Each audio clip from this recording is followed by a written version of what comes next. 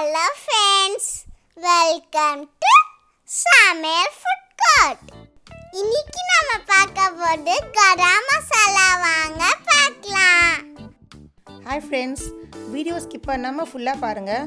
அப்போ தான் கரம் மசாலாவோட ஹெல்த் பெனிஃபிட்ஸ் என்னன்றது உங்களுக்கு புரியும்.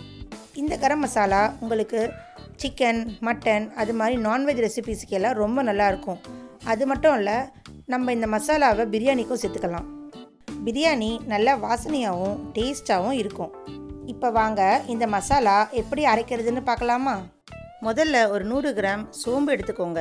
இதை பெருஞ்சீரகம்னு சொல்லுவாங்க. அடுத்தது நம்ம இந்த மசாலாலாம் எடுத்துக்க போகிறோம். முதல்ல பட்டை 2 இன்ச் அளவு எடுத்துக்கோங்க. ஜாவித்ரி, ஷாஜீரா, சோம்பு, ஜாதிக்காய், ஏலக்காய், கல்பாசி, லவங்கம், பிரிஞ்சி இலை, மராத்தி மூக்கு, ஸ்டார் ஆனஸ், இது எல்லாத்தையும் எடுத்துக்கோங்க. இதெல்லாம் தான் நம்ம இப்போ அரைக்க போகிறோம். இப்போ நம்ம இந்த ஜாதிக்காவை பற்றி பார்க்கலாம். இந்த ஜாதிக்காய் இது மாதிரி தோலோடு இருக்கும். நீங்கள் என்ன பண்ணணும், இந்த தோலை வெளியில் எடுத்துடணும். இது மாதிரி தட்டி எடுத்திங்கன்னா உங்களுக்கு தோல் தனியாக வெளியே வந்துடும். இப்போ பாருங்கள், இந்த ஜாதிக்காய் தோல் எடுத்த பிறகு இந்த மாதிரி தான் இருக்கணும்.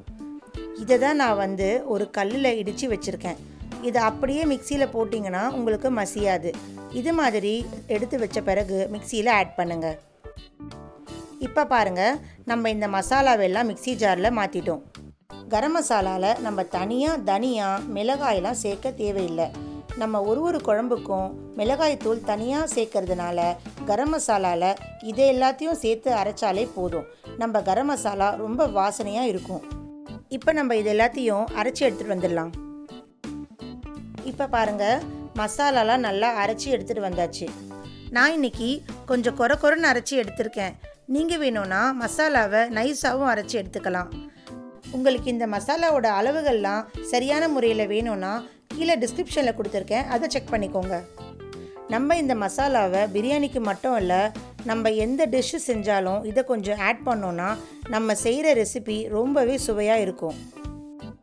இப்போ நம்ம இந்த கரம் மசாலாவில் இருக்க ஹெல்த் பெனிஃபிட்ஸை பற்றி பார்க்கலாம்.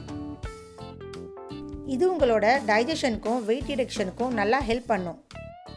கரம் மசாலா டயபெட்டிஸையும் ஆர்த்ரைட்டிஸையும் நல்லா ப்ரிவென்ட் பண்ணும். அது மட்டும் இல்லை, நம்மளோட இம்யூனிட்டி பவரையும் இம்ப்ரூவ் பண்ண ஹெல்ப் பண்ணும். அதனால் நீங்களும் இந்த கரம் மசாலாவை உங்கள் உணவில் அடிக்கடி சேர்த்துக்கோங்க, ஆனால் அளவாக பயன்படுத்துங்க. நீங்களும் இந்த கரம் மசாலாவை நல்லா மிக்சியில் அரைச்சிட்டு ஒரு ஏர்டைட் கண்டெய்னரில் ஸ்டோர் பண்ணி வச்சுக்கோங்க. இது எப்போவுமே கெட்டு போகாது.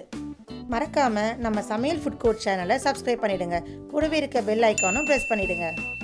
உங்களுக்கு இந்த கரம் மசாலா பிடிச்சிருந்தா லைக் பண்ணுங்க, ஷேர் பண்ணுங்க, சப்ஸ்கிரைப் பண்ணுங்க.